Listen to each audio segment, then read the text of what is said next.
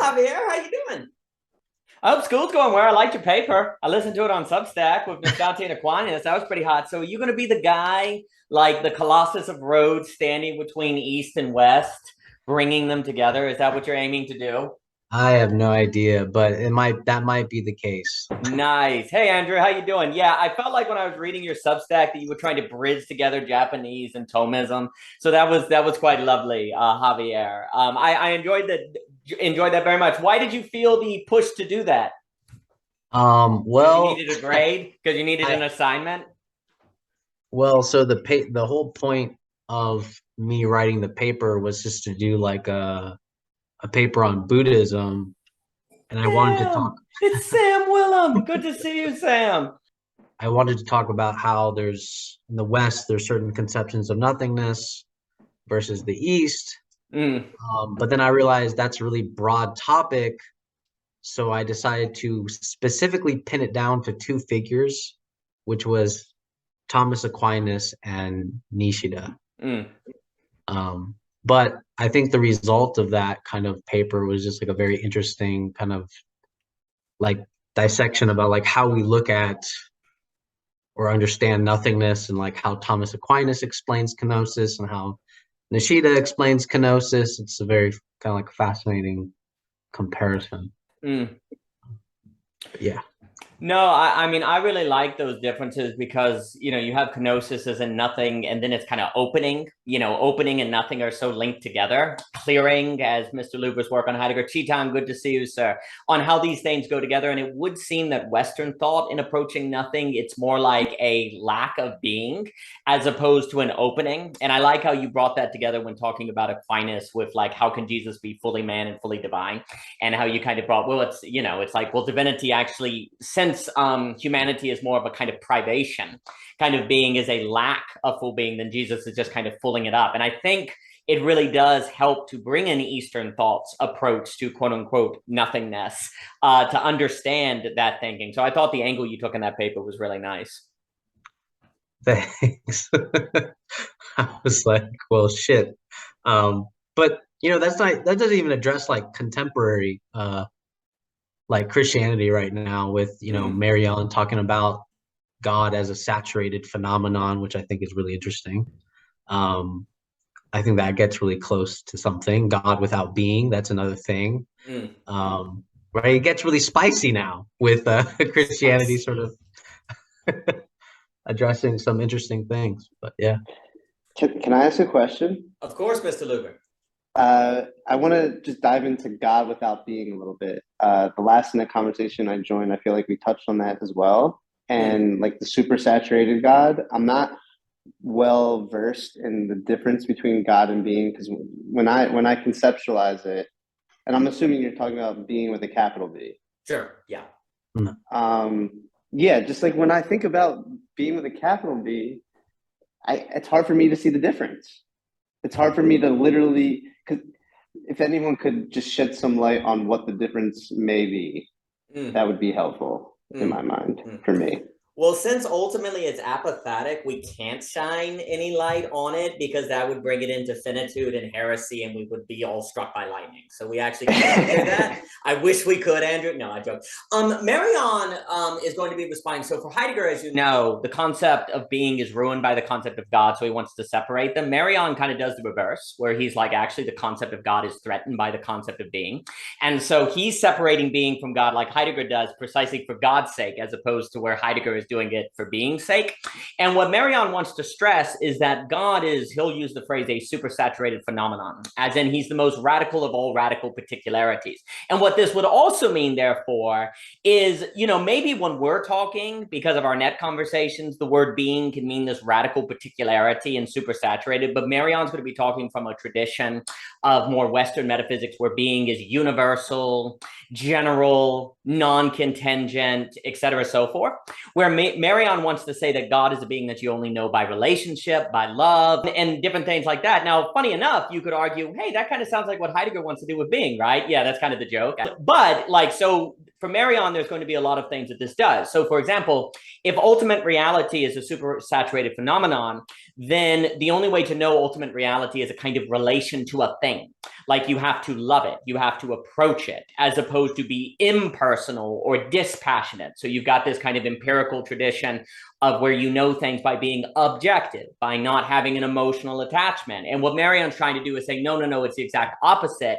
And the problem is, he thinks that when you associate God with being, you're tempted to think of God as an entity you know by a lack of emotion, by a lack of relationship, by a lack of connection, when really he wants to bring it to a fullness. And he'll go through the Bible and it's like, look, the Bible doesn't describe God like some sort of abstract being. It's he gets mad, he dances in heaven when he's happy in Proverbs. He's emotional. You know, this is not a quote unquote faceless being. This ultimate reality has a personality. And then he will say, like, in what way, if Jesus says you know God by loving your neighbor, well, how in the world does that make sense if God is some sort of impersonal, abstract being, right? Like, that only makes sense if God is personal or he is a person. And ultimately, I think Marion fits into a conception of, say, Trinitarian thinking or communal ontology, and then so on and so forth. So does that answer your question, Mr. Luber? Yeah, definitely. I mean, this might not be like a great response, but I just feel like it's like, to me, it's like different stories. Like, it's literally because for Heidegger, in the intro to Metaphysics, he talks about how being morphs into God. Sure. And the way I feel like I could say all the same things about God as what the other person's saying about being. Like, I could easily just say there's like a lack of authenticity in terms of looking at it as God instead of being. So I wonder why the need for a difference. Like, that's the question that kind of pops up into my head when I hear your explanation. I hear the explanation, but I feel like it's mincing words at that point. So it's like, why the need to make that distinction besides grounding it in like a certain historical story? So it's like, if you take God and you say, okay, I want to make the distinction because I want to ground the Bible, I want to ground monotheism, so to speak. And if you want to ground being, then it's like the point of origin in that story is like a little different, I feel like. So it's like, it's just grounding different ultimate conceptions of your own ground. And in that sense, that's the difference. But to me, it's like, that's not like a real difference. That's just like, oh, the difference is in starting point. Like, but ultimately, its telos is the same. So what's going on here? Like, what? Sorry. Well, now to what you're saying, my counter to Mr. Marion and even Heidegger would be, yeah, this whole notion that the God of being is not worth worship and stale and kind of boring, that doesn't really bear out Aquinas writes more hymns than he does theology. You don't see a history of people considering God as being, therefore treating him kind of impersonally and not caring about him that much. And also the notion, basically, yes, if you say that the ultimate reality is more of a person than an abstract being, well, then you're saying that being is more like a person than an abstract concept, right? You're making a kind of Hegelian reversal. That, I think, is exactly correct. And that is where I resist Marion's categorization of Thomism or being because I think he's thinking of being as a modern. What I'll say is what's happening today, and then I'll give it to Javier in a kind of, if I were to use the phrase meta-modern or whatever that term means, meta-modernity in terms of philosophy, theology, and I'm going to say thought in general, is becoming very phenomenological. It is found that there is kind of an impasse in terms of hard empiricism, but also disembodied spirituality. So you see this emphasis on phenomenology. You see this emphasis on the impossibility of separating ontology and epistemology. You're seeing today this increasing awareness that phenomenological experience is the grounds of what needs to be the grounds of philosophical and theological thinking, which then brings you to the personal and is in a different, like you're saying, it has a different kind of story that brings, that you situate yourself in. He makes a hard distinction between metaphysics and phenomenology and situates ontology within metaphysics. And I'm not so sure if that's a valid move, because I think you can actually have a metaphysical phenomenology, like a phenomenology that has metaphysical implications. Now, it It depends on what you mean by metaphysics. It's always going to depend on what you mean by metaphysics. And that kind of changes things. So there's more I can say on that, but I'm going to pass it to Javier and then Miss Willem. I mean, it gets complicated, right? Like Marion's kind of funny because I read an introduction to him a little bit recently on a journal. And he totally acknowledges that in order to agree that the end of metaphysics is here, we have to agree to the definition of metaphysics. But obviously, he acknowledges that nobody would necessarily agree on the definition of metaphysics in a universal fashion. So that's what's like very controversial about him in the first place. But I kind of like it. I kind of like playing with the idea that there's an end of metaphysics. I'm like, okay, Marion, let's see, like, where can we go from here? But after reading some of his ideas, I think there isn't much else to go. If that makes any sense. Like, basically, he says something, and Daniel can correct me a little bit here. He basically says something like, God, like you only can experience God in the event of like the communion itself. You know, basically, what was it called? The Eucharist. Yeah, you can only experience God in that sense. So it's like more of an event,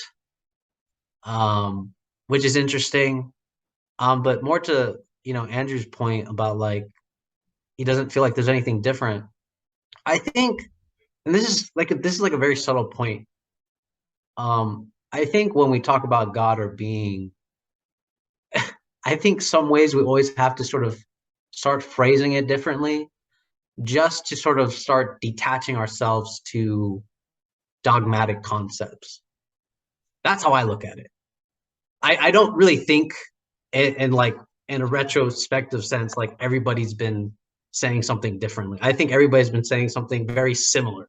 Of course, we fight it with our distinctions, but I think, again, the way we've been doing that is, you know, just trying to detach ourselves from solidifying into like this concept.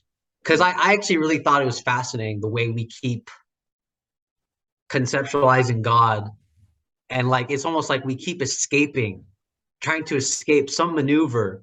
We keep doing some maneuver to be like, nope, that's not it. You know, we keep doing some little trick. And this is what's kind of like dangerous with philosophy, but then also useful. It can be abusive in this sense as well.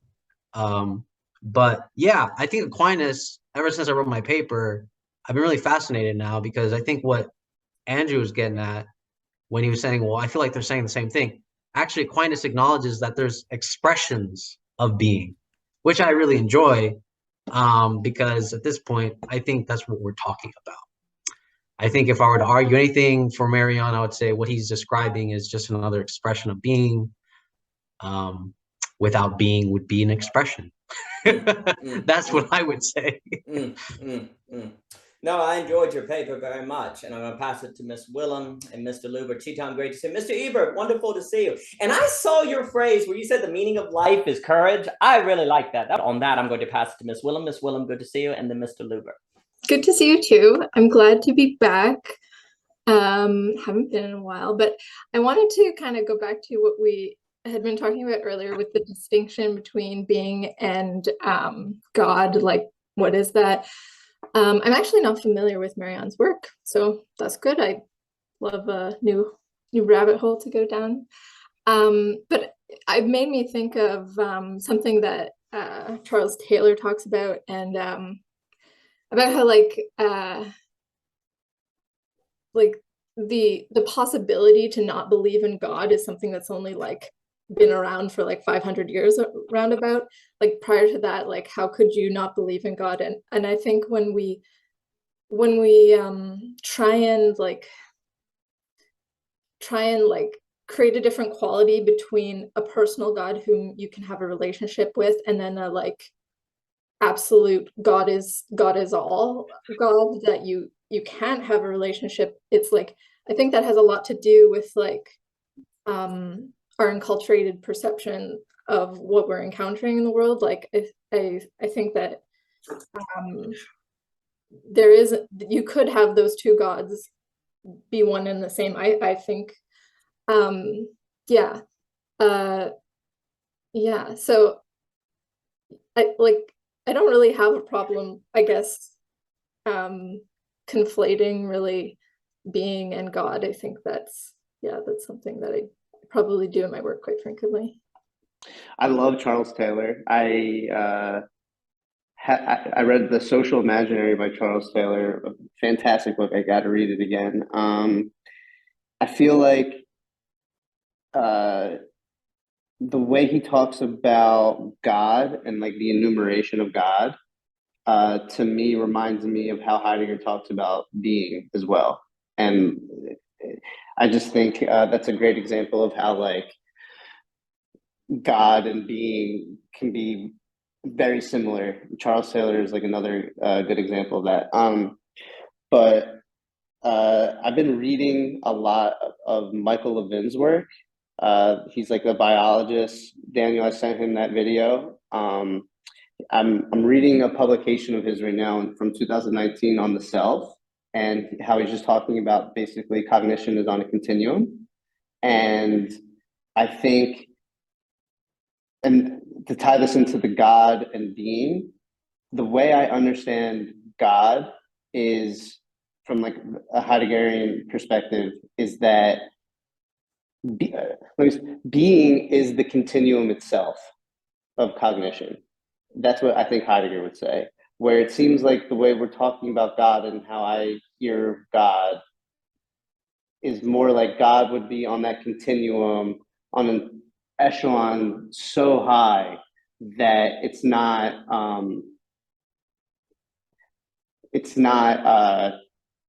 graspable for us, because where we are on the continuum is so far below God, so to speak. So like kind of just to touch on the article, he's talking about, oh no,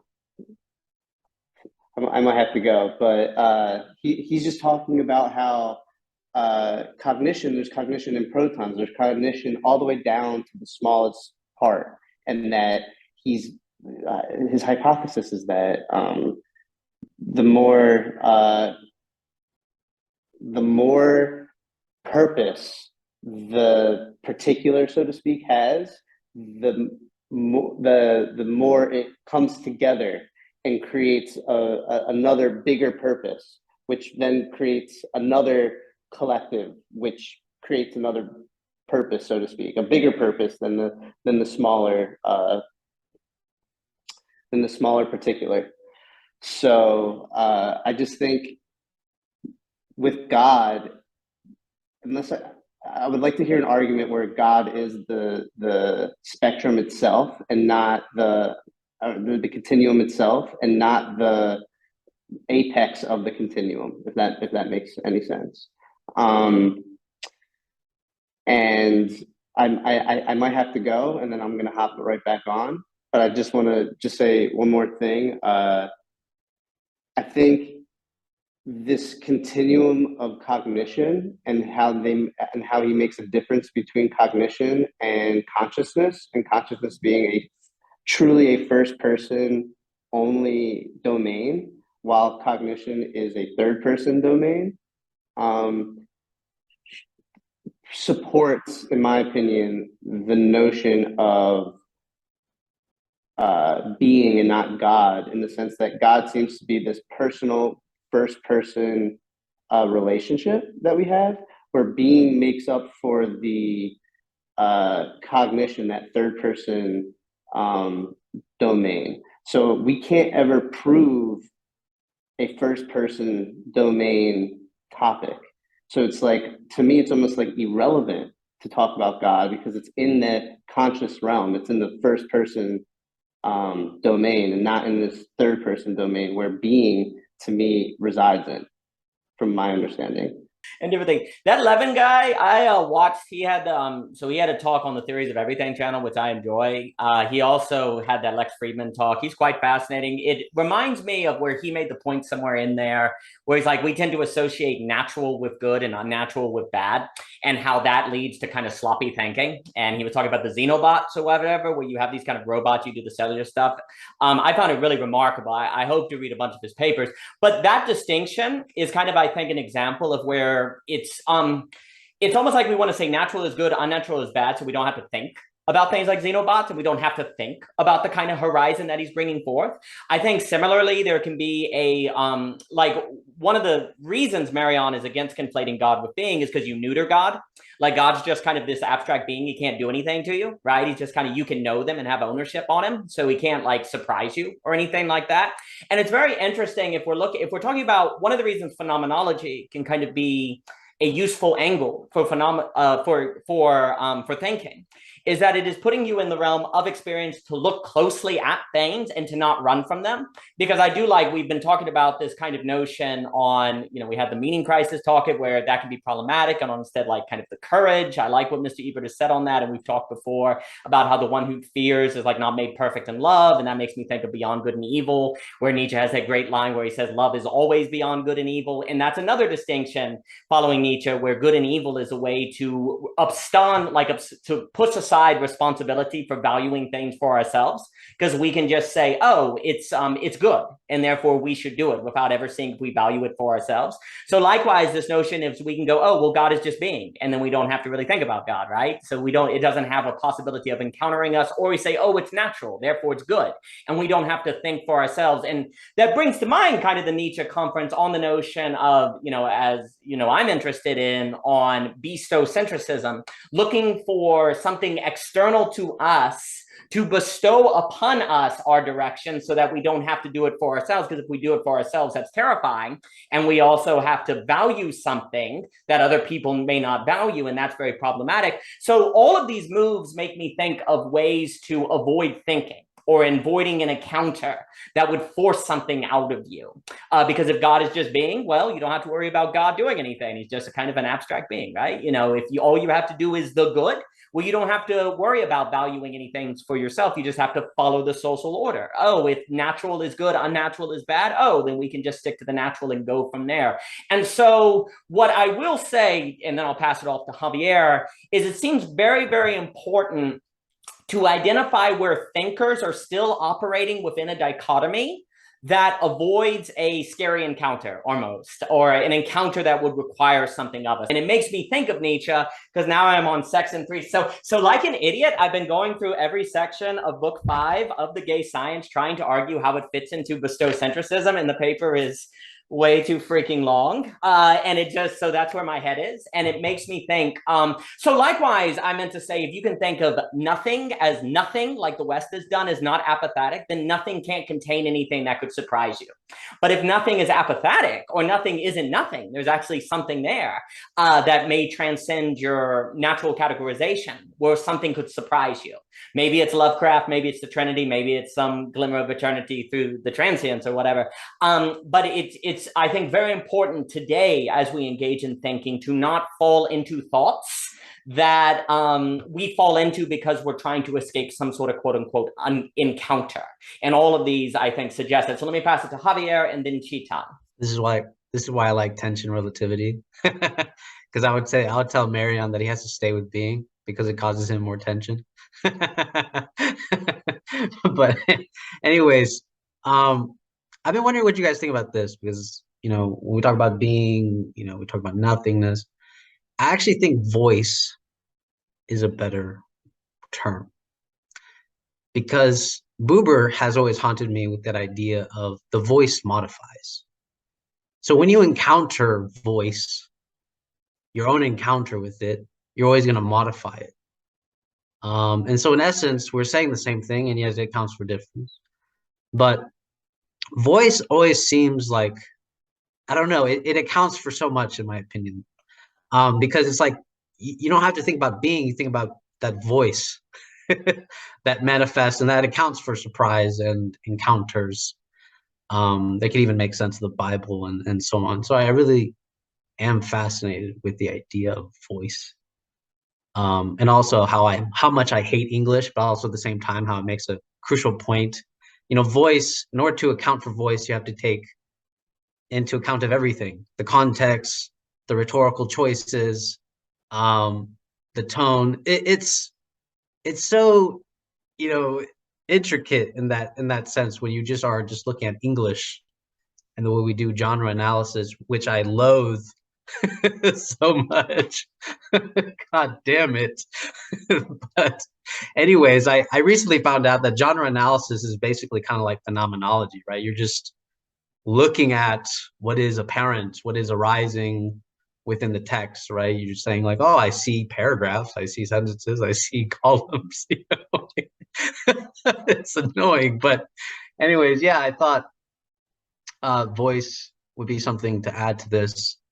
Now going back to Marion, I think Marion actually gets very close to the Buddhist conception of like nothingness, in the sense of, if we interpret nothingness as a sort of excess, but I think excess can actually be interpreted to where there can be surprises, right? Because it's such an excess, you can never encounter it.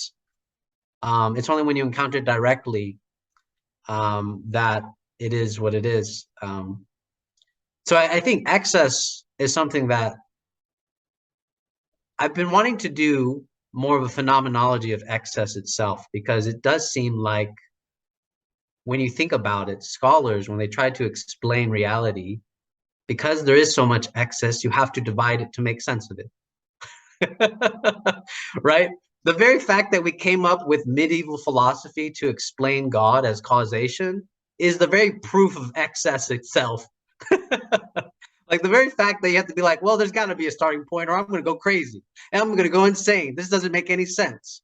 But yeah, I've been thinking about that a lot recently. Well, I like the notion of voice, because that makes me think sound waves and compression and different things that Mr. Ebert has written about on this topic. And it does seem, I was reading Dr. Last's book on the kind of the idea of the subject as a white box, which you can associate with a white hole versus a black hole. And it's almost like, instead of being in nothing, we need to start talking, because metaphor is kind of program and language programs. And when we think being in nothing, you're kind of programmed by that, where it seems as if those are abstractions that don't ever really correspond with anything, that instead it's more like black holes versus white holes, or white boxes versus black boxes, and those kind of things that seem to be kind of closer to getting at what we're going on. But the problem is, whether it be modern philosophy, medieval philosophy, theology, or whatever, it's still operating within the programming of being versus nothing, which then leads to thinking that a lot of the people today are deconstructing or complexify or working through, which, you know, maybe some of that thought of black hole versus white hole can be useful. But let me give it to Chetan. And it's amazing, you know, I actually thought that we have actually exhausted this idea of God at some point. I'm hearing new things where I'm having trouble to follow up. So I'm realizing that I have to update myself on that debate now. You know, you used to have these discussions maybe 10 years back when, you know, we used to think about God every day. But, you know, there's something very, very interesting about God. I remember reading it somewhere. I think it's a thought experiment which we all can do. You take a group and you leave them in a room and you allow them to talk. You know, invariably, when they reach a state of exhaustion, they will either end up on being or God. The discussion will always fall back around, you know, it was always in some senses, you know, I remember I'm actually just starting a reading group on Hannah Arendt, and she writes it beautifully, that human being can always answer the who question, who are we? Minute we enter into the what question, what are we? You know, we invariably tie ourselves around the knots. We actually need God to support ourselves in some senses. And I think atheism is more, you know, we can have a discussion on what atheism is, but at its core, it's a reaction against an exhaustion also. It's a reaction against an exhaustion where you know, invariably when you reach this end of God, you're exhausted because nothing else works for you in some senses. And atheistic thinking actually emerges from that point that something has to work, something has to, you know, and then you can start thinking about question of gap, lack, and so on and so forth. and we can again start, find a different. And I'm sure that journey will have its own exhaustion anyway. It's not like any such form of answer can actually exhaust, the question of being for a human being in some sense, because contrary to what we think about animals, animal might know who he is in some, he's comfortable in his own species, in his own. Human being in some sense is extremely interesting because he can never be comfortable with who he is. He can never have that at complete comfort with his own tribe in that sense. It can never be, and I think that is where we need to start thinking about the substance called, this concept or this idea called God, where we meet it every time in our own exhaustion with ideas in some senses. And what does that tell us about ourselves? Now, I remember last time somebody asked me this question that we were visiting some Buddhist monasteries in Ladakh, I remember, and somebody asked me, are you a believer or not? And I said, and I didn't have a good answer to it. I could only say I'm at home with both believers and non-believers in some senses. So I would be interested to see where that goes. Yeah. I like that notion of topics of exhaustion. That's hilarious. And it's almost like, well, again, it's almost like the distinction between natural and unnatural, or all these different things or ways of exhausting. Because, okay, what's good? What's bad? All right. And be that, noumenon, phenomenon. Oh, good. And that seems, and then if Hegel comes along, he's like, nah, they're too, they're kind of combined. You're like, crap. And then you're an active component in the thinking. I think, I think it's important not to give in to that temptation. But let me pass it to Miss Willem and then Mr. Ebert. I think that's really interesting too. And I think it goes back to like the nature good, like unnatural bad. But then I find we also have this like polarity of like nature chaos, culture order, that sort of like turns that on its head, like inside out, sort of. And I feel like it's just like it's like a sense-making reflex. Like there is an excess, and we do need to divide it to make sense of it. And instead of just saying like, hey, you can divide, like, you can cut, there's multiple options to like divide something up, and each of those options creates a certain outline or shape to the truth in the way that you see it. But like, there are maybe other options simultaneously, and yeah, we're just not like going through that imaginal like exercise because we are like sort of narrowing our idea of truth, to like just one like outline. And I think like when it comes to like what are we, like an animal may be really comfortable in what they are. I think it's like a bit of a platitude that like only humans can be inhuman, like an animal can't be an animal, like and I think like having like a sort of absolute other like God is really like helpful for that, because I think the way that people think, we think with language, and a lot of the structures of language are metaphorical. So it's like you kind of need, you ask like, what is a cat?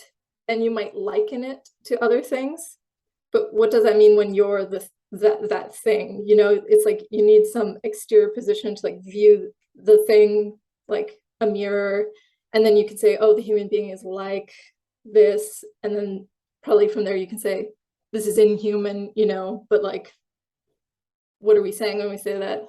Yeah, I like that because it confuses the simplicity of just like nature good, like unnatural is bad. Yeah, keeps you thinking, No, I really like that thought. I'm going to pass it to Mr. Ebert and then Mr. Lubert. I was reading Cadell's book.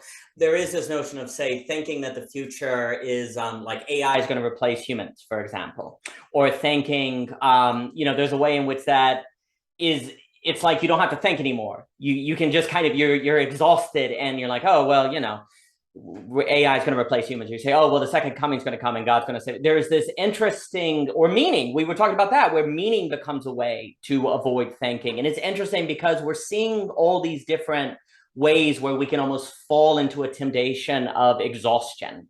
And how does one not give in to that? Because it seems to lurk in one's thinking without them even realizing it, or it can come out. And Marion would also, like, I guess, say, it's like the problem is God has a tendency to become a placeholder as opposed to something constantly shaking you awake. Likewise, the future becomes something that's not going to have humans involved, so the future doesn't shake us awake, or we're all day. It's interesting, all these different pitfalls. But let me pass it to Mr. Ebert. Mr. Ebert, good to see you today, sir. I hope you are doing well. Hey, yeah, I'm doing well. Thank you. It's good to be here and listening to this conversation. I've been thinking about excess and absence a lot, to the point I feel like I've bothered everyone with it, but it's the most to me, it's the key, or it's the key right now for me. And I was just thinking about this conversation about God. I had a couple things to add. That missing something, or the absence of something, it rather produces a sort of conscious super salience as opposed to an absence. So when we really miss something, it actually grows and becomes more pronounced in our minds. And so the absence itself produces a sort of excess.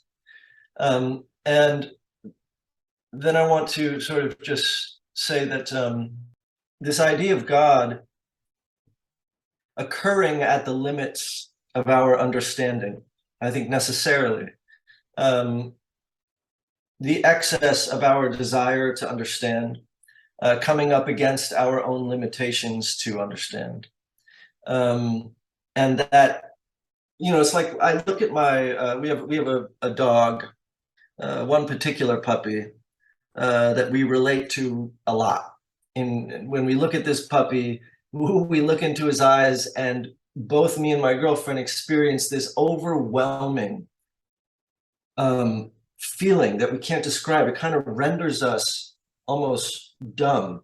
And we've talked about it a lot. And it's like, what is that feeling when we're looking at this dog? And I'm like, well, it's something to do with a desire to communicate. And we wish that this dog could speak, and we wish we could speak to it because he feels like our child. And we want to bridge this gap. But the gap is there. So there's this limitation, but the limitation, almost like a window, our desire to bridge beyond that limitation is smearing up against the limitation itself. And that smearing, that infinite desire rubbing up against limitations, creates an internal excess. And that excess is an internal desire of some sort. And that overwhelming super salience of desire creates the excess that is absence. You become self-absent. It's sort of, you get into this stupor that we would call awe. And a similar thing, I think, happens with God or with the experience of life. You might experience something beautiful in the world, and suddenly there's this overwhelming sense that there is an excess that you are feeling that renders you sort of in a stupor of sorts. Now, the important thing, I think, to remember is that the only way that you can create an excess is with limitations. Without limits, there is no excess, right? Because then it would just be infinitely growing and there's nothing that is accessed. And when we think about it in terms of our own cognitive limitations, and we think about it in the context of God, that excess renders the information or renders us absent to ourselves and puts us in this sort of state of awe. And there's sort of like this double negativity that occurs, because there's the limitation of our knowing, which represents a negativity beyond us, some gap that we're sort of aware of. Suddenly we meet this gap. But then because of the excess desire to bridge that gap, a second negativity occurs, which is the self-absenting negativity of the enlightened stupor or awe, or that self-absence. And so that's the real beauty of this relationship between excess and absence. And I think that's what ends up producing the idea of God, and I think properly makes God apophatic.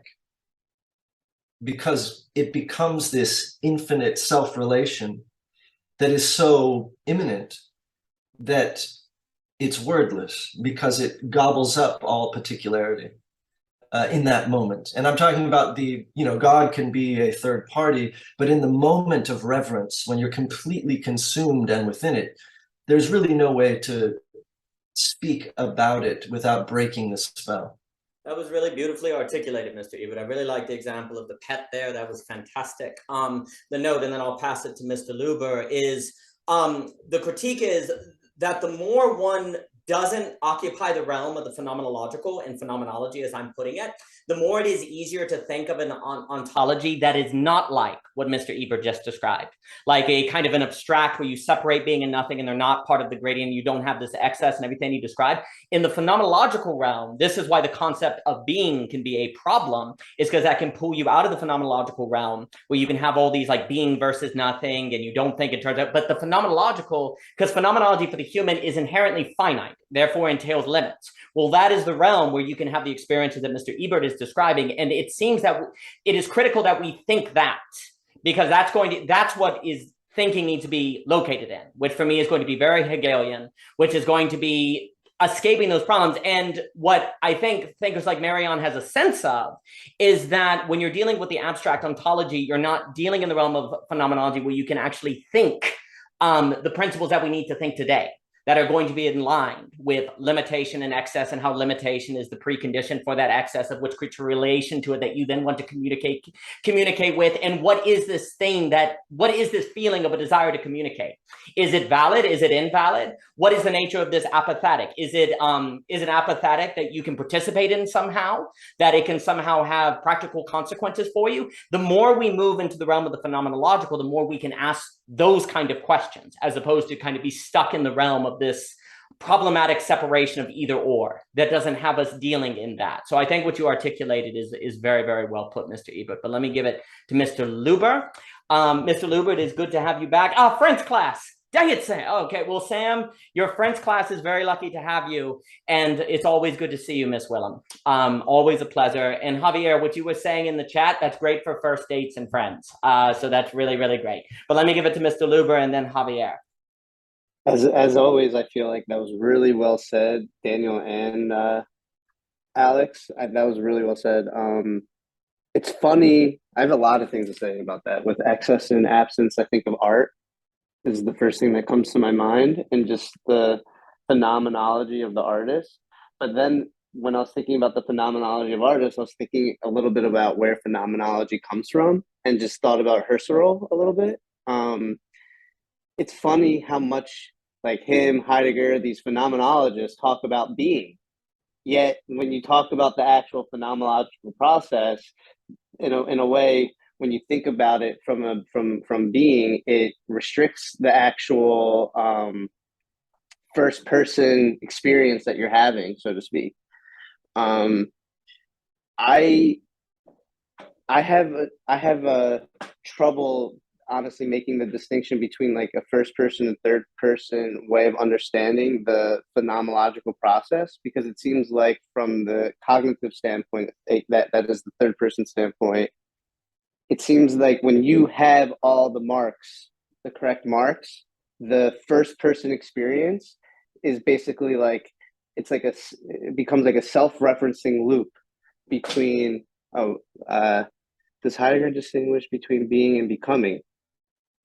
That's a great question. Does he distinguish it? He talks about it in difference, but it's in essence the same thing. It's a little confusing. I guess when I talk about the phenomenological process of the artist, you could see how becoming is basically you can think of it to me as like the cognition of the art coming to actualization, where not only the actualization but the process of the actualization is all being. So that's like the distinction, is that being is becoming, but like when you focus on becoming, you can forget about how it's wrapped in the overall being, how it's framed, but it's still within a frame. So the way he talks about it is as if they are the same, but if you really read him, he is making a difference in terms of focus. When you're focusing on becoming, you don't see the being per se, but it's there. It's there. But with access and absence, that's the distinction. To me, it's like the access and absence are playing juxtaposition with the is. Like the is itself seems to be in between, so to speak, the access and the absence. So it seems like when you say it's the key to apprehending what is really is, in a sense, because it like scales how to appropriate it properly. So I just think I think of it, I come at it from like the is standpoint and not necessarily the elemental appropriation that allows us to get an idea of something, so to speak. So with the artist, when you're like telling a story or starting a canvas, or we're going to start a song, I feel like it could literally be anything at that point. So the artist finds constraints. So it's either through like accidents or through intentional constraining. Do they realize their artwork as the constraints progress? So to me, it's like the absence of something. If you I really like that the absence, I wrote it down, grows, the negation, that absence grows. I'm assuming you mean in the implicit realm. It grows implicitly outside of your explicit awareness. I think when you have a certain mindset from the start, you become aware of the possible things that aren't in your artwork. So like, that's why they never say a script is finished, because even though when you finish it, you will find other things that you feel as if could fit into the frame that you already put. But that's only because the frame itself has a finite of elements, so to speak, to express the wholeness of the frame. So that's why I think there's always from an implicit standpoint, there's always a more absence. I mean, there's more absent things in your artwork than there are things in your artwork. So in that sense, it always grows because it's comparing itself to a finite framing where it only has a certain amount of things that could fit into it.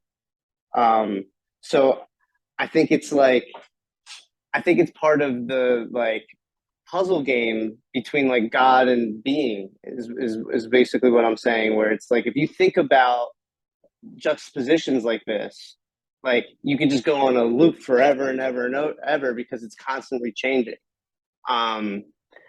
So I kind of want to, and then I've been talking a lot, I'll give it to somebody else, but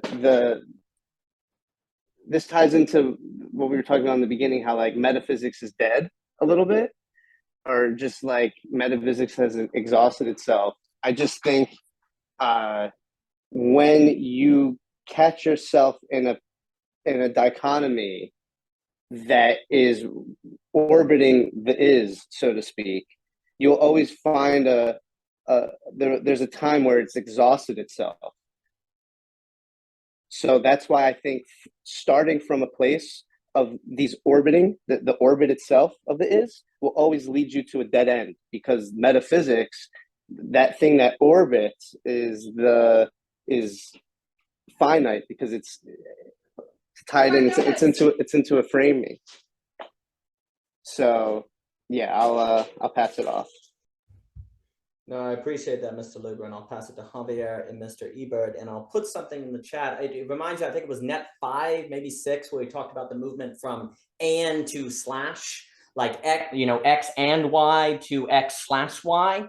And it seems as if it's kind of the difference of being and nothing versus, if we use Mr. Ebert's language that he brought up, is excess/absence, where that happens in finitude. like that requires limit. That's the realm of the phenomenological. And it seems like that framework is then going to have an impact on how you talk about terms like being and becoming and how you define is and so on. But let me give it to Javier. But I think this is why it's important that we not only include within the talk of absence and excess, we talk about tension and we talk about timing. Because timing, as in my dancing kenosis talk, you can tell going back to the moment of exhaustion that actually the excess and absence, we're not keeping up with it, basically. It already has emptied itself. And so we're not corresponding with that actual rhythm of the fluctuations of excess and absence, or you could say the juxtaposition of that thing. The other thing that I've been thinking about, because I think I'm going to end up, when I write the paper for the Nietzsche conference, I think I'm probably going to end up labeling it the phenomenology of tension, because I think that's actually what dancing kenosis is, where instead of talking about opposites, we talk about stretching. Right? The problem that we have with opposites and contradictions is that there's something inside of us that we don't like it because it ultimately stretches us. It causes a deep tension between the thing that opposes us. The interesting thing about the thing that opposes us is eventually it snaps. And you have to go to another thing that is going to be creating that same tension. And this is the kind of case I made for like creativity and timing. It's like a dance, you know, when you think about your juxtaposition between you and your partner, you can lead or you can follow, right? But there's obviously going to be a paradox with leading and following once you know timing. And then what was I going to say? Oh yeah, I really loved Ebert's kind of expression on this. This is just sort of like an addition, really just nothing extra that I'm adding here. But I couldn't help but think of like an overflowing cup, right? Where the very peak of the limit of the cup is actually the absence in excess, where the cup itself can no longer be full. So it almost just feels as if there is this growing absence, but it's constantly overflowing. I thought that was a useful, helpful connection for me. But anyways, yeah, that's all I got. Well, let me pass it to Sam. It's so good to see you. It's Sam Greener side. Everyone, Sam's done her work on Kafka's The Trial, and her creative writing is tremendous. It's good to see you, Sam. Good to see you too. Can you hear me? Yes, we can hear you. Good. I hope you are doing well. And we're talking about all sorts of fun and exhilarating things. So I will pass it. We've got Mr. Ebert and Chetan. And I do like the tension relativity, Javier, because there's something about timing, tension, like if as I was saying in the chat, if traditional metaphysics, you know, these are all difficult, is an and what we're talking about today is more like this slash, you know, between excess and abscess or things like that, then timing, skill, courage, like we've talked about, all these things become very important for how we carry ourselves in the world. And the danger, like we've talked about before with the idea of the meaning crisis, is that too easily could fit into a traditional structure. We're like, oh, I have the meaning, but you're not actually learning the skills of, say, timing or gripping or dancing or different things. But let me give it over to Mr. Ebert and Chetan. And again, Sam, it's wonderful to see you. It's great to have you. No, I just really quickly wanted to, I like the idea of the tension thing. I have to think more on that. But there's, I just wanted to bring up sort of the obvious, I guess, which is just that sort of information theory in a way, but that the absence of the excess of total information. So obviously, if we take all information and we pour it into our brains at once, we will not be able to decipher anything. We will experience it as static, essentially what we might call nothing. There would be nothing to determine, right? No discrete elements. And so our job informationally, in terms of communication and whatever else, is to constrain. I don't like the term constraint, actually, but although that's, you know, Claude Shannon's term for it, but really to negate a large portion of the total information in order to sort of bring some things forth. And so just to remind us that the excess/absence continuum is basically what we're always dealing with, and what consciousness is essentially here to do is to negate the majority of that and place it from the ground into the background, such that it can sort of be the background, and we can have things that are salient and important to us step forth, and we can recognize things as such.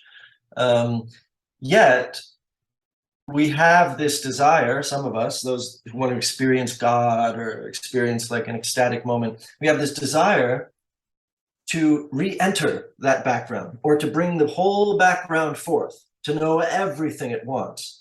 And what that entails, just by law, by fact of what I just set up, what that entails is self-absention. Because the only way we're able to, or at least what it entails, is knowing nothing. Because the only way we're able to experience everything is as nothing. And so we have that incredible dichotomy of the excess and absence, like just waiting for us in the epiphanic moment. Very well articulated. I'll pass it to Chetan. For me, it always means that there's a kind of tragedy in thought. Like, I can never think this entire room. I can only think that picture or this laptop. So I'm always missing out on something. And yet, if there wasn't this background, if you will, I wouldn't have the possibility of focusing on something, right? So there's a kind of tragedy that is integrated into the very way that we understand and know the world. And that to me is what, like, again, to just kind of the theme that we've kind of picking on, a problem is traditional metaphysics or philosophy has not had enough of that kind of tragic element, as I would call it, integrated into its epistemology or ontology. It's had more of an overcome, like you can escape that. There's ways to escape that. When, if we're alluding to Nietzsche, like it's now what we have to do is face that tragedy and create with that and live with values and pick our own values and create values according to that. So I think that's very important, but let me give it to Chetan. I think, Ebert was wonderful, and I just picked something from it. He talked about this question of limits of understanding in some senses. And I've been reading some bit of philosophers thinking on, let's say Kant. Kant makes a distinction between understanding and reason, where understanding for him is an analytic category, where reason is a synthetic category in that sense. Where reason sort of has this relationship with desire that it can engage with something other, and understanding is in that sense analytic. It already includes its own end within itself. We can have a more detailed discussion on those kind of distinctions. But this distinction actually is extremely interesting, because Ebert's example himself actually went into, and example, I have experienced that same thing with a dog actually.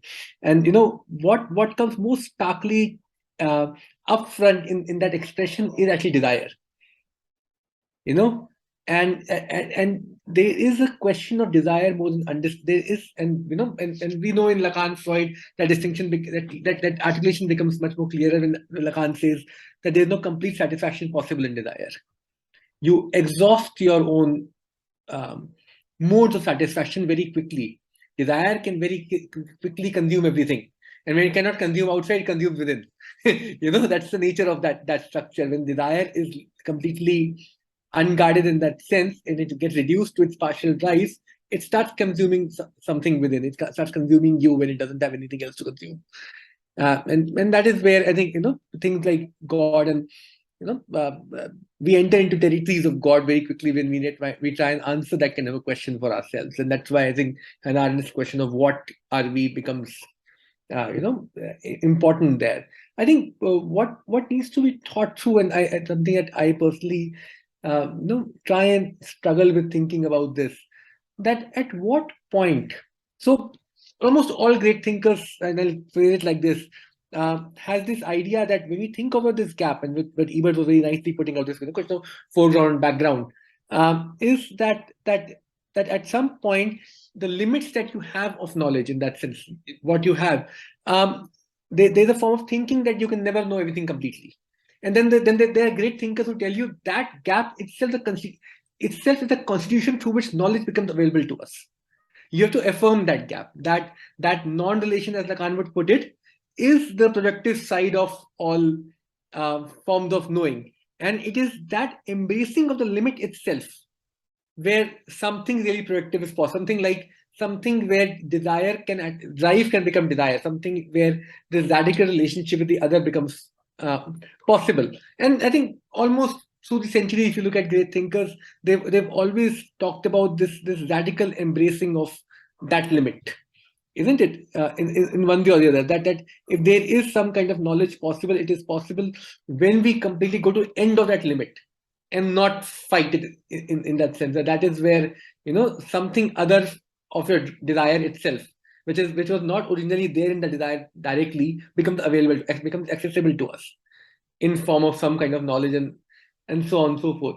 The question that I think about at times is that when we actually try and engage with this other side, when we try and find that other to desire within desire in that sense, through this radical acceptance of the limit, which is absolute knowledge and negative substances, doesn't the question of God reappear at that point again?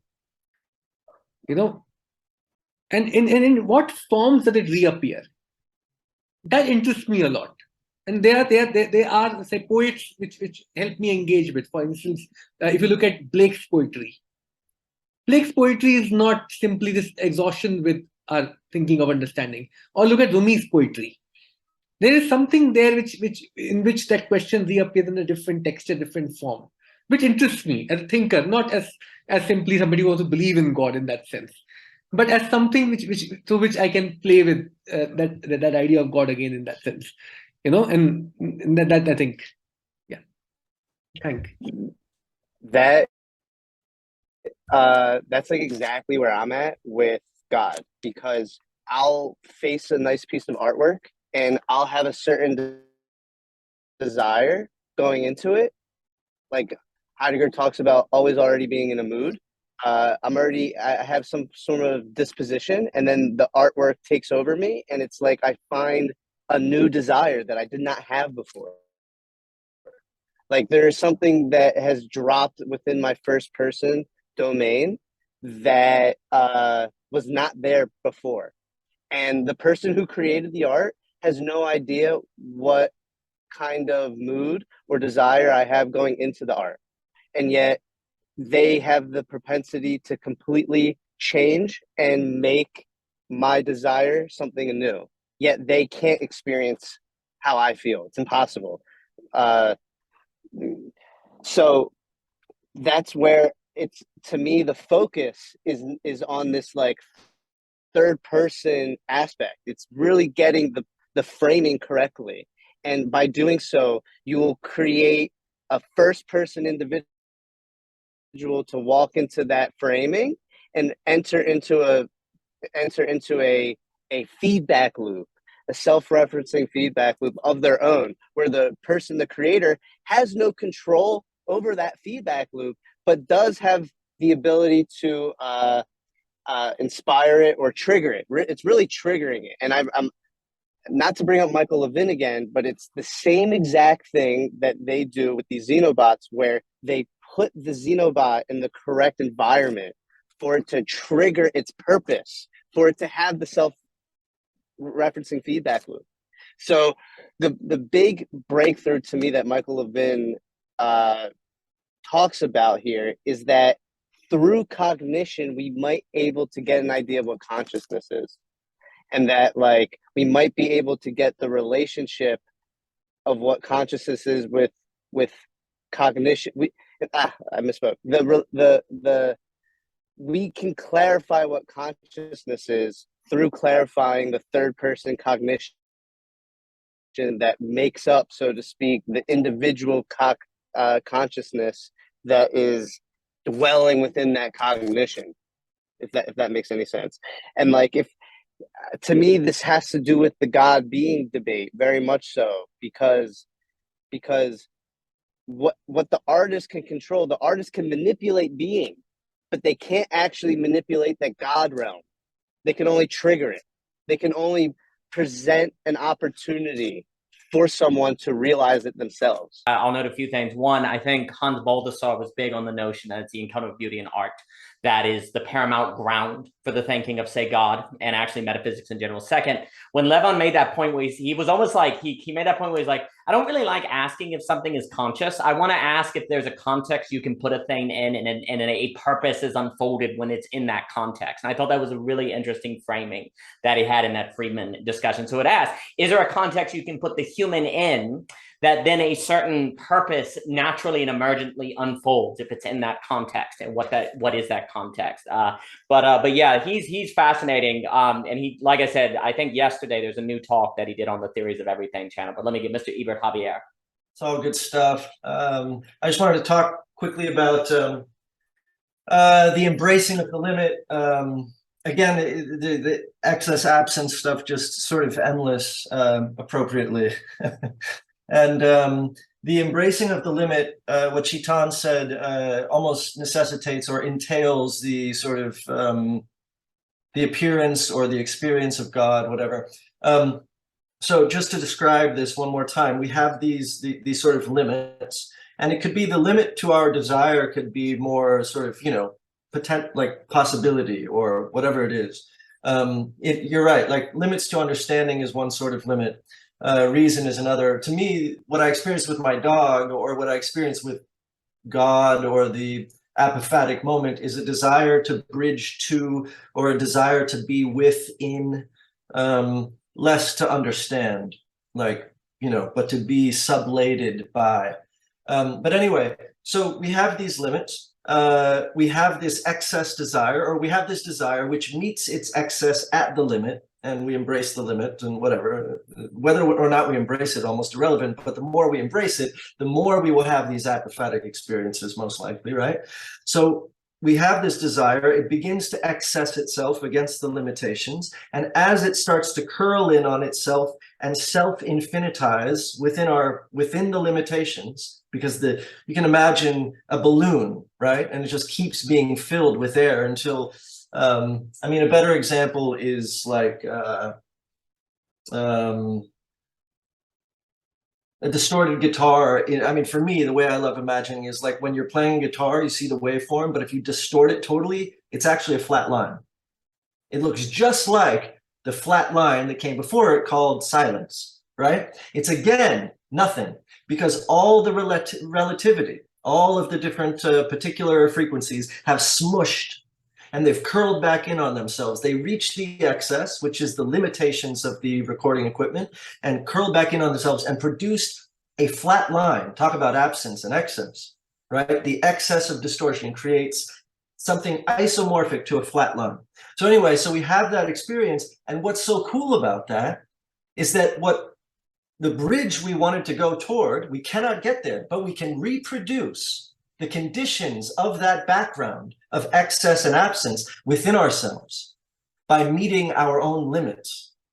By accessing our own limitations, we reproduce a sort of remodeling of the very background of existence itself. The total information that excess absence gets reproduced in us through our own yearning for it.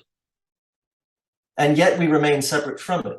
And that we remain separate from it produces the experience of it, the experience we long to have. So it's this amazing, you know, paradoxical beauty to it. I really like what you said. I just want to add quickly. What that would suggest is that it is completely imperative for us to seek limits. To actually encounter limits in ourselves, to push ourselves. And it makes me think, I was going to comment earlier, a lot of this, and Sam and I, when Sam visited, because Sam's amazing, so he came to the house and we were talking about the capacity of children. What always fascinates me with children is there is no project that for children is too big. They're like, we're going to freaking build we're going to build the biggest fort. We're going to build a huge tower. Like they are constantly, trying to do a limit. And like very often as we become adults and we get older, there's kind of can be like, oh, I wish I was a kid again. Oh, that kind of way of life. And we constantly define it in terms of innocence. Like we say, oh, children are innocent. Oh, they don't know any better. But actually there's a side of it. And Michelle and I were talking about that, where children can have like more capacity than adults in some different capacities. Like they can learn any language. They're not afraid to learn anything. It's almost like what you see in children is this constant willingness to encounter a limit or say, I'm going to program an entire video game. I'm going to build an entire fort, of which has them in relation with the excess constantly in the very limitation. And that's what we actually lose as adults. It's not so much innocence, but this like it's this kind of bravery, really. I mean, I just like what you said, that line of the meaning of life is courage. I think that really captures so much. And you see that in children, but it's not where they're saying, I'm going to do this so that people think of me as courageous. Like they're not looking for status or anything. They're just like, I'm going to freaking do this and I'm going to take it on. And that is what you see in children that I think is a better framing than say innocence or ignorance or different things. It's that constant encountering in a way of life, phenomenology of a running into something that has you an experience of excess and different things. But like, and that would get into Nietzsche's child, right? You know, that would get into the creative value, but let me give it to Javier.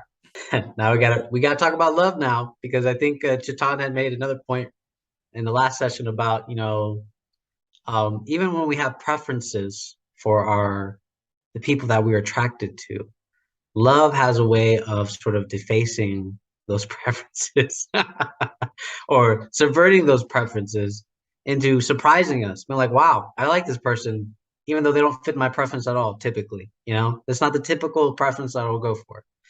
I think what Ebert was describing, and he can correct me if I'm wrong,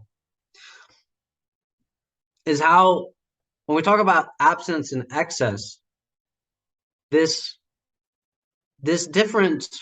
reproduction, it's almost like if I were to bring up love and relation, what we encounter every time is a new relation to the thing that we desire.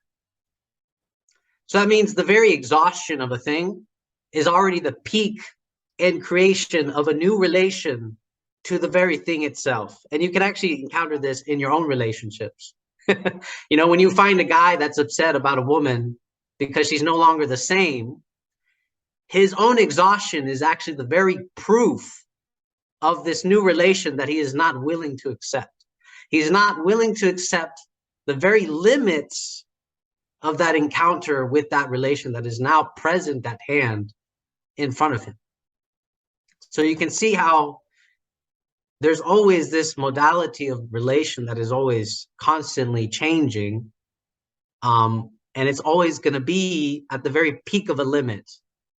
At the moment that we feel something is exhausted, that is the peak of a new relation to the thing that we desire. And I think that's why God is always like the thing that kind of pops up at the end, because it's like what we're trying to always do is have a new relation to the thing that we desire. Yet in a really simple layman terms, that's just love. Like you can't love something that's already sort of deceased in a way, because when you love something that's deceased, you in essence stay with the same relation with that thing, right? There is no surpassing of that limit and so on. I mean, I know somebody would make the argument like you can't love something dead. It's true, you can. The thing is, the modality of that relation never changes. Because the experiences are there, it's already done, it's finished, the person's not alive any longer. So the modality of the relations are going to remain the same. Unless you can make the argument that actually your encounter with other people's memories of that same person enriches your modality to that relation, which then changes it.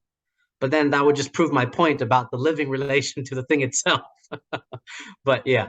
That's very well put. I'll give it to Sam. Another way, just to touch on quickly, Marion seems to think that separating being from God increases the likelihood that God is a true infinity to you as opposed to a spurious infinity, you know, like a bad infinity, to keep it as something that's constantly transforming your relation to a thing in a true relation and a self-relating and going on. The issue is that necessarily the case? That would kind of be the creed. But there is this kind of notion that the variable of God comes up in order to keep you in a true infinity, like an always relating in a new way to the same thing and constantly changing and so on in the excess. But let me give it to Samantha.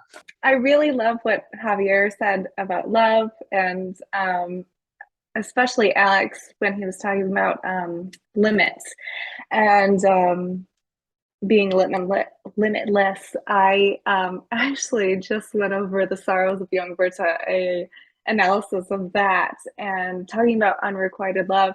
And in the first video, I was talking about how, well, maybe there's a solution to not fall into despair if you have unrequited love, to love in such a way that we are kind and patient, and we don't expect anything of the other person. We just love them because they have touched our lives.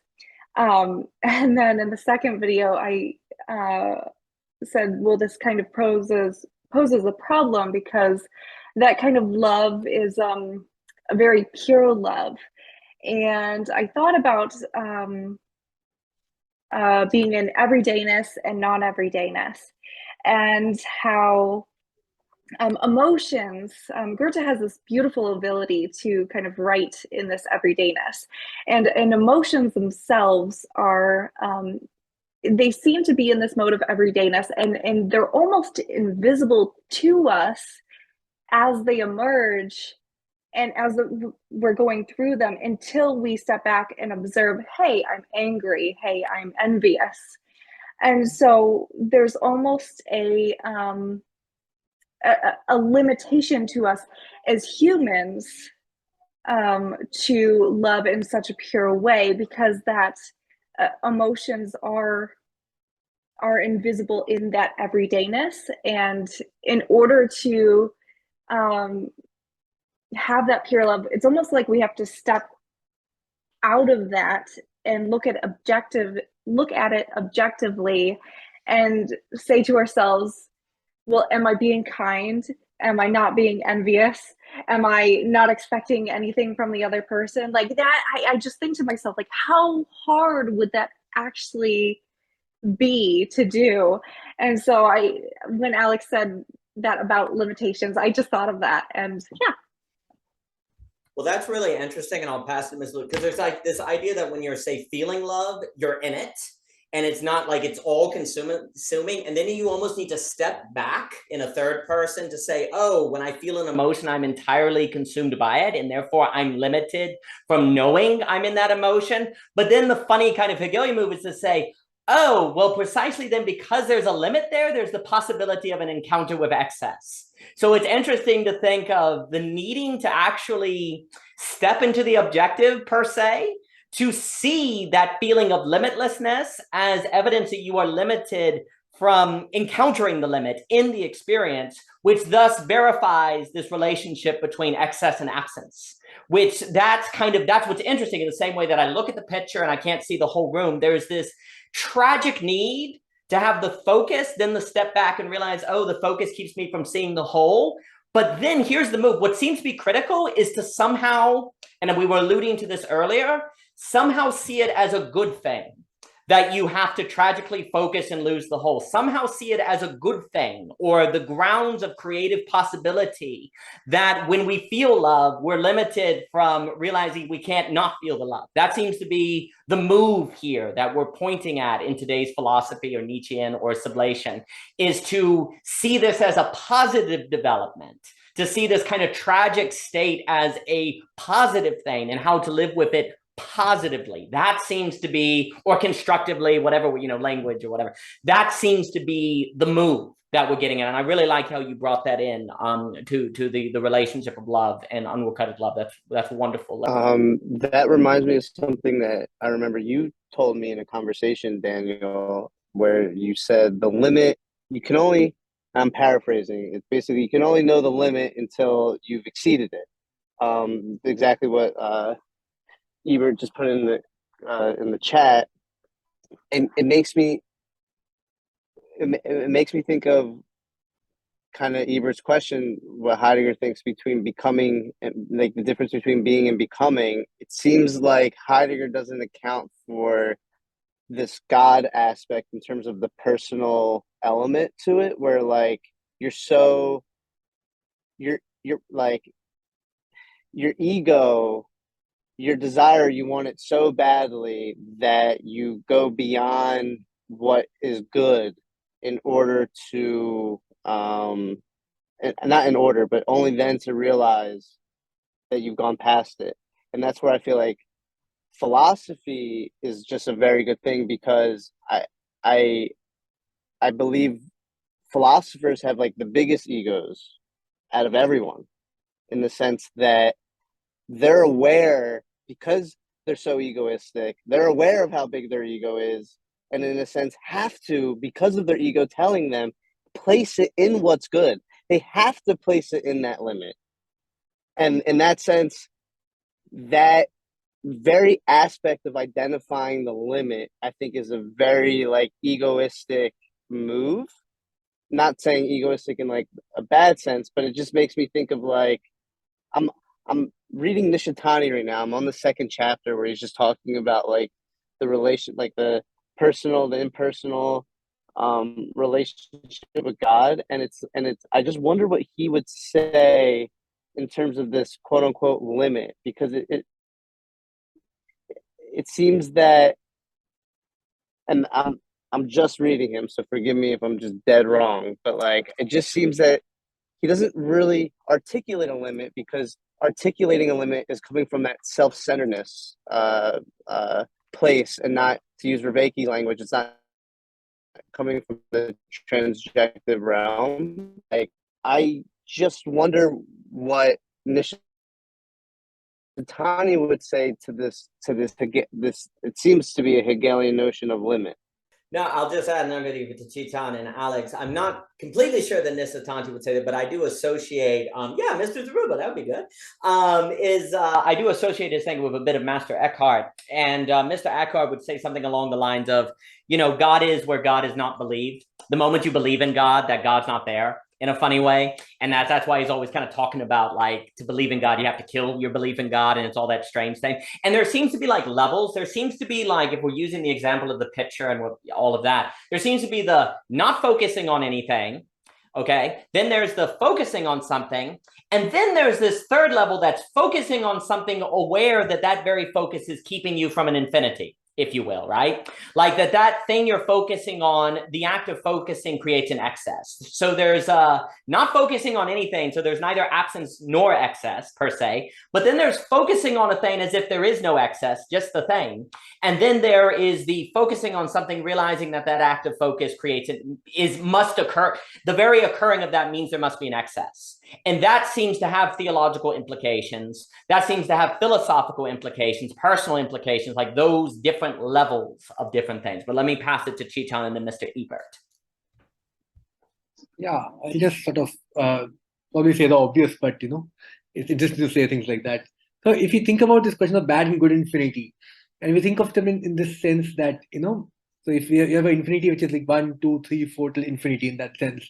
And there's another form of infinity that comes across when you start counting from 1 to 2 itself. 1.1, 1.2, 1.3, and you'll never reach there, isn't it? And you know, and there's a limitlessness on both the sides.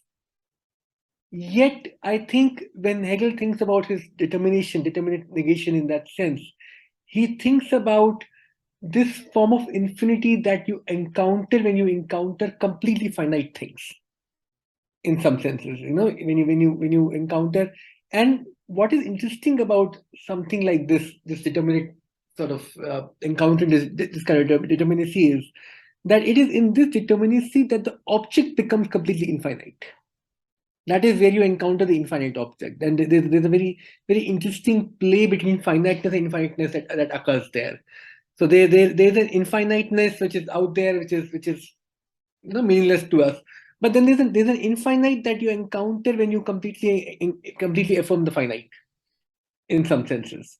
And of course, as Evert I think rightly said in the chat, that finiteness never gets completely available to us unless we completely radically encounter its infinite dimension in that sense. On both the ends, we will first exceed, then we'll come back, we will then, you know, be a little lesser. It's never a complete zero-sum game in the end, that you'll get it in the exact terms.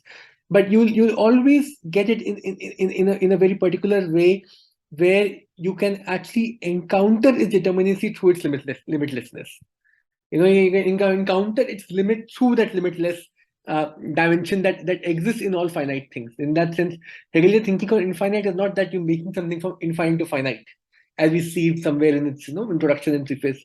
But if you read it properly, you'll probably realize that a journey is to actually be able to hold that infiniteness within the finiteness itself.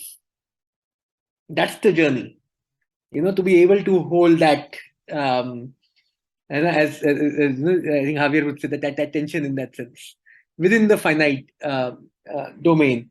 And I think what is interesting in that holding itself is that holding itself turns you away from the object back into your self-consciousness. You're able to take your own consciousness as an object because you're able to encounter the object as an infinite object now.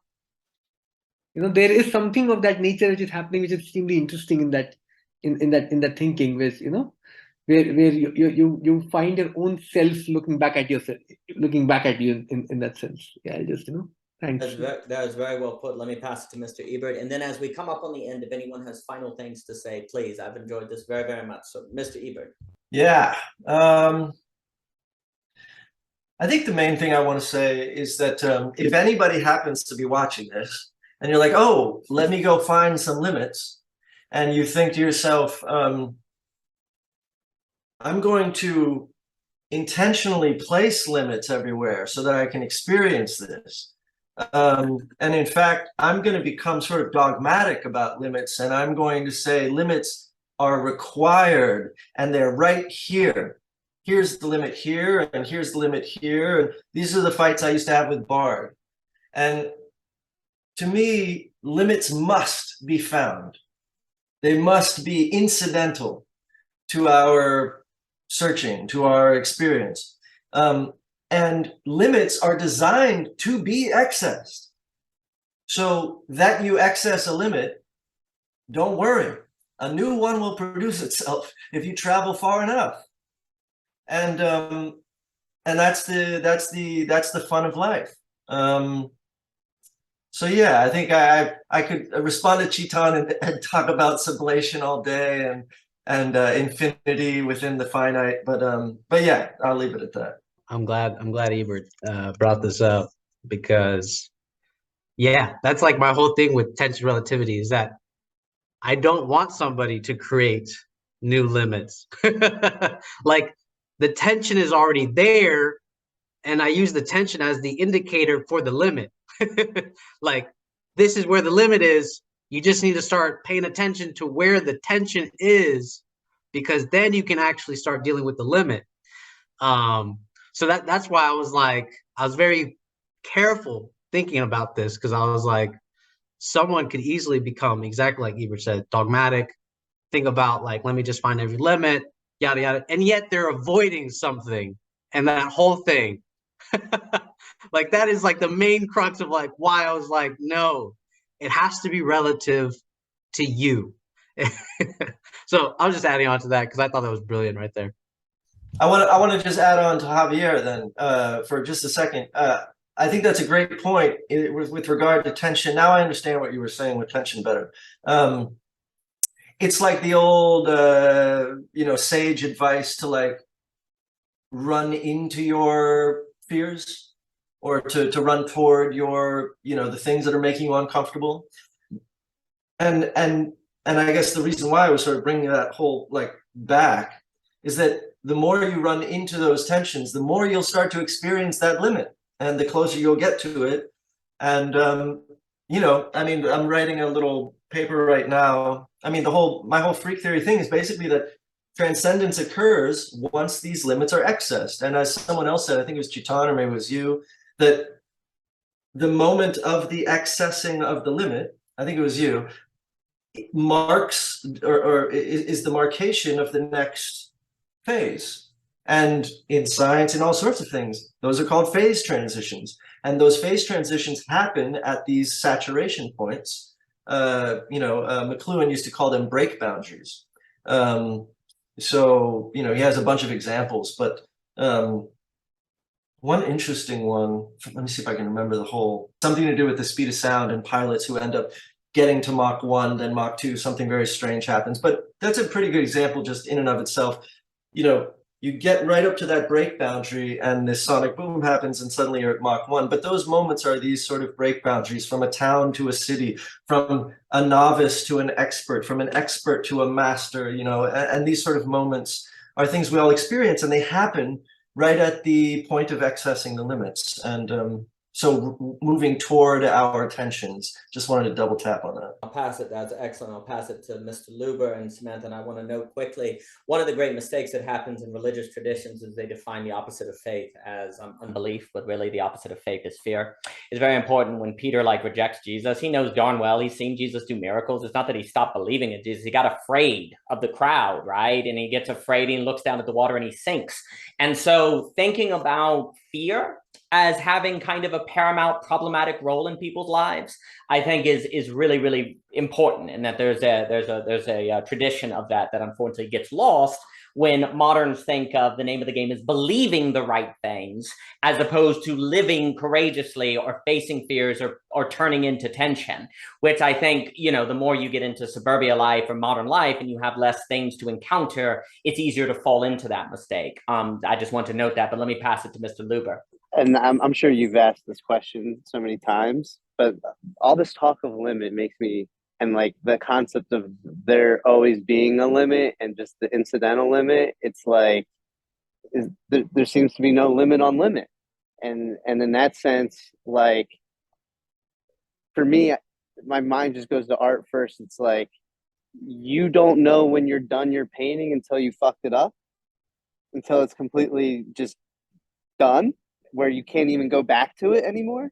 So I think because, and I'm just trying to push back a little bit, I think because we're aware, like inherently in the sense of these limits and how we like incidentally come across them, we eventually start articulating a limit and that, like, again, trying to draw the first person, third person distinction into the conversation, we create a limit in the third person realm. And that whenever we experience something in the first person realm that exceeds or isn't compatible with what we develop, like the preconditions that develop, the behind the scenes developing of something, in that third person realm, when it's not compatible, then we have to go back to the chalkboard and see where we went wrong in like the predictions, so to speak. But I think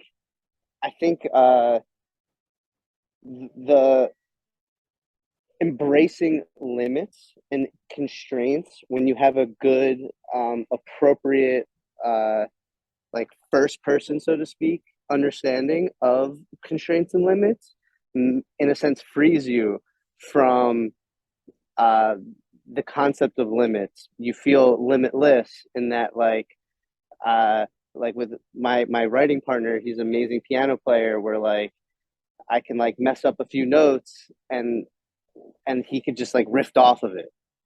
Like it seems like there is no limit to his playing, no matter how much I fuck up the music, pardon my language.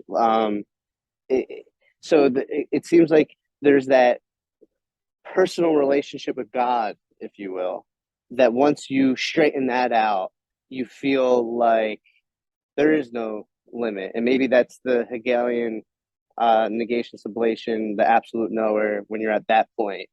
But to me, when you're at that point, it's like limits don't even seem to be an explicit thing in your everyday life, because you're like in this flow state. So, and I guess that ties into a comment that stuck with me a while ago, where you were just saying that it's so eminent that it's dispersed. It's God is, in a sense, so there that it's like he's spread out. I forget exactly what you said. It was in one of the next conversations, Ebert. But it's like very ironic. It's very paradoxical to talk about limits from an absolute knower standpoint, when in their everyday life, it's not like they're explicitly thinking about limits. Like you're saying, no one ever goes oh, I'm gonna put limits here, there, and there. But like when I'm telling a story, I already have a sense of like the limits of what the exposition of that story needs to be in order for it to unfold properly. So I do have like limits in mind, but I'm never placing them anywhere in question. I guess that's the real difference. I'm not questioning my limit. Like it's like I know the limit of what I need to do to complete the story, so much so that it's not something explicitly in my mind. I could just kind of fill in a possibility to make that part of the story arise, so to speak. Yeah, and then I'll pass it off. So I want to make sure that I understand this correctly, because I'm here to learn, and on the grand scale of things, I know nothing. So, like if we were talking about fear, and we feel that fear coming on, and then we step outside and we realized, oh, I was fearful about that. Then that gives us the possibility to learn to face that fear and learn how to get over that fear. Kind of like an example would be, just a second, Annie. Oh, very beautiful. I love it. So my 3-year-old was having trouble learning the sounds that words or that letters make.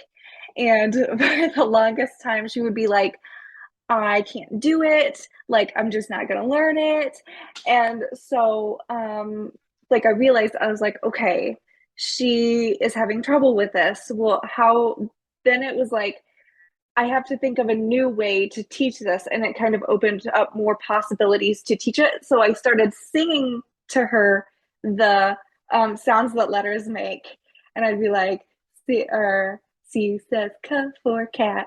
And now, like, if I just ask her during the day, what does C say? She goes, "c" for cat, Mom. And so, like, she got over her fear, and she got over that limitation that she thought she had. It just took a new way of approaching it. And but I had to see, like, she had to realize that there was a limit for me to be like, okay, I have to approach it a different way and see all these other possibilities of how I could teach her. So I just want to make sure I'm like understanding it correctly. Oh, I was just going to say that I actually put it in the chat because Daniel, I was convinced when you told me that children are constantly accessing the limits. I was like, oh, that sounds good. I like that. But then I thought about my kid. That's definitely not true. In fact, yeah, like what Samantha just said is more of my experience. And what I would say is I mean, for my, this is going to sound very judgmental and almost cruel, but like that story sounds like my kid. And what that sounds like to me is a kid who sees the limit and doesn't want to fuck with it. Doesn't want to continue the tension, is not enjoying that tension. And in some ways, the job of the parent, or the job that I see myself do, part of it is to do what Samantha did, and be like, okay, I'm not going to like force my kid through boot camp at age 3, right? I'm not going to be like, feel the pain, like I got to relax a little bit and be like, okay, well, we could do it this way. But in the back of my mind, I'm like, we got to get to that feel the pain part, because that's when they start to understand. And I used to be like, I used to tell my kid all the time, what was it? Not failing is fun, but like losing is learning, something like that. And because she's just really competitive and she always wants to win, I'm like, look, losing is learning. This is good. And she used to like scream it out. But she's a pretty competitive kid. She doesn't like doing like piano. Like if it's not coming easy, she gets pissed. She sees the limit. She doesn't like it. And I think in a lot of ways, what we just, like when I said the point of life is courage, like it's about that tension of like, going against the grain of seeing the limit and being like, okay, I'm going to stay within this nested doll circumscription that I have initially. And instead being like, okay, let me check out the next circumscription. Let me go toward that limit and see what's on the other side of it. And that's part of, I feel, like what's most heavy on my mind as a parent is like, how do I teach that? When do I teach it? Where can I teach it? What are the moments? She's 10 now. She's getting it. Like, I want to do a coming of age. I want her to go do a fucking death initiation, but like, how do I introduce that? Like, what is it? You know what I mean? Do I drop her off in the middle of the desert? How do I explain this? Is it going to be legal? Will I be arrested? But like, you know, I want to introduce the idea of moving into the tension, and it's a difficult thing to do with kids. You know, it's something that we acquire. I just was gonna echo that point where when you're talking about children, it reminds me of when I started like my like screenwriting career, and like I would have to like being crude here. It's like give me a funny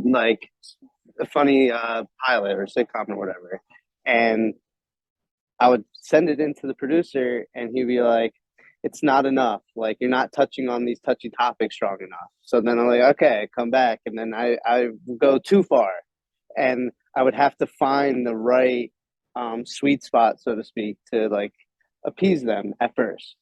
But then, like when you're watching like a movie, this reminds me of the whole notion of it's only a comedy because it's not a tragedy, and finding the sweet spot of when it actually officially becomes negation tragedy. Like once you hit that sweet spot of not a tragedy, you can be certain that it will be a comedy. And I'm just being crude here. So I think like, and I think this goes back to what Ebert was saying about like just the excess and absence. Like the absence of it being a tragedy is what revealed it being a comedy, and like focusing on like the negation of what your like conscious is focused on, so to speak, seems to be where like that limit, that sweet spot like resides in.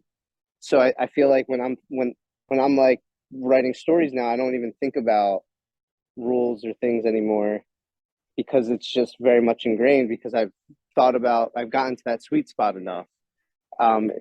This just makes me think of the question of like a savant.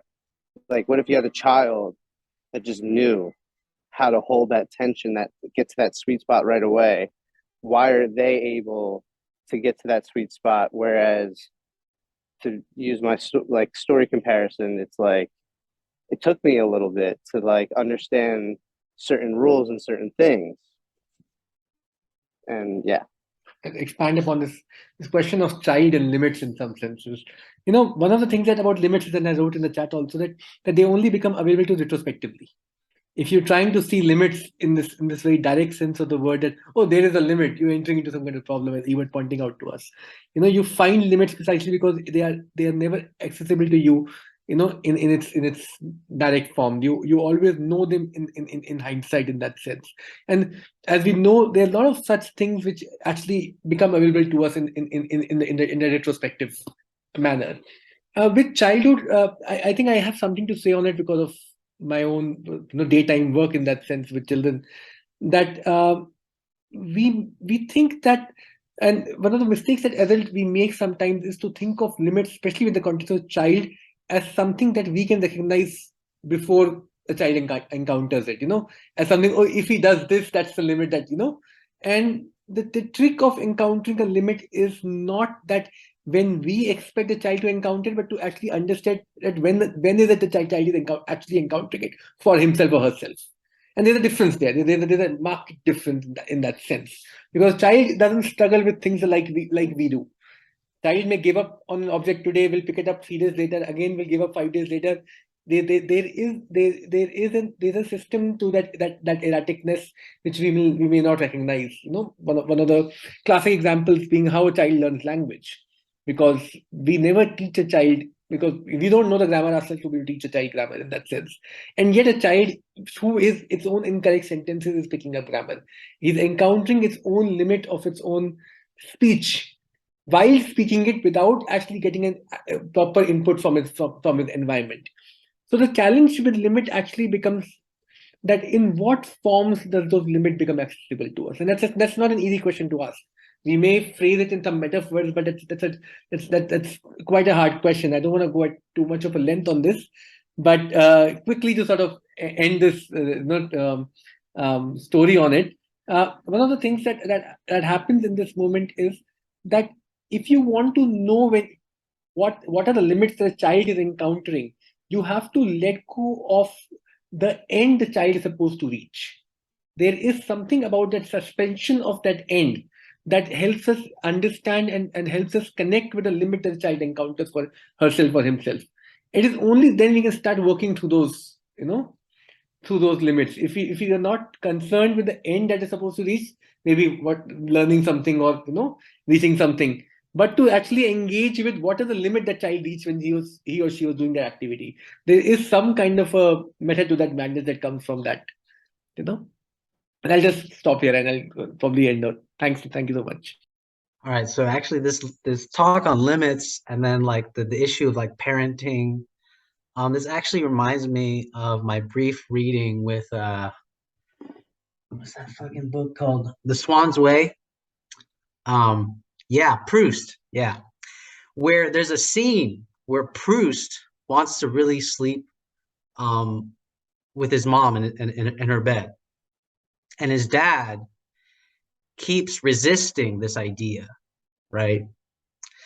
But eventually there's a scene where Proust is freaking out because he knows his dad's going to say no, right? He knows he's going to make him sleep in his own bed and everything. And then all of a sudden, to his own surprise, Proust's own dad goes, yeah, go ahead. I know you're going to do it anyways. It's this idea of like, so there is this ironic tension between parent and child where you want the child to face their limits. And yet at the same time, you're also facing your own limits because there's also that possibility that your child may never face that limit. And that's also what's very scary as like a parent. And there is something that Adam Phillips said that I still admire him for saying this as he was like a child psychotherapist. He said, my one tip for parenting is to be what your child needs.